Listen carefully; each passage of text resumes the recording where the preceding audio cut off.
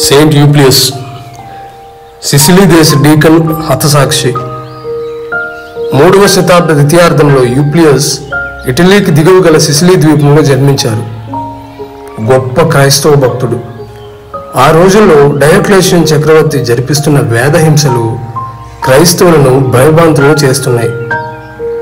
అందువల్ల ఎందరో రహస్య క్రైస్తవులుగా జీవిస్తుండేవారు. ఏదో ఒక సందర్భంలో వారి విశ్వాసం బయటపడినప్పుడు వేద సాక్షి మరణంకి వెనుదీయక క్రీస్తు సాక్షులుగా వెలుగొందేవారు. అట్టి కోవలోకి చెందిన డీకన్ గారే ఈ పునీత యూప్లియస్ గారు. గవర్నర్ అయిన కల్వేషియన్ దర్బారులో పట్టుబడిన కొందరు క్రైస్తవ విశ్వాసులు నిశ్శబ్దంగా లోలోన దేవుని ప్రార్థించుకుంటూ చేతులు కొట్టుకుని ఉండగా యూప్లియస్ గారి హస్తాల్లో మాత్రం క్రీస్తుని గురించిన సువార్తల పుస్తకం మెరుస్తూ కనిపించింది. గవర్నర్ అడిగిన ప్రశ్నకు యూప్లియస్, అవును, నేను క్రైస్తవుడును, యేసుక్రీస్తు నామం కొరకు నేను మరణించడానికి మహానందంగా ఉన్నాను అని బిగ్గరగా నిర్భయంగా బదిలిచ్చాడు. అందుకు వారు కారాగారంలో వేదనకు గురి చేయబడ్డారు, తీవ్రంగా కొట్టబడ్డారు. వారికి బ్రతకడానికి ఒకే ఒక్క అవకాశం ఇచ్చారు. రోమన్ దేవతలకు ఒక్కసారి వంగి నమస్కరిస్తే విడిచిపెడతామన్నారు. యూప్లియస్ గారికి ప్రాణాలపై తీపి లేదు.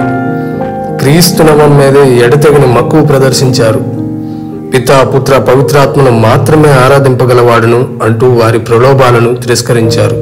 శ్రీసభ విశ్వాసంకు కట్టుబడి ఉన్నానని తన గట్టి మాటను వినిపించారు. త్రిత్వైక దేవునే మ్రొక్కుతాను, నా దేవునికి మించిన అన్య దేవుడు లేనేలేడు అని సాక్ష్యం పలికారు.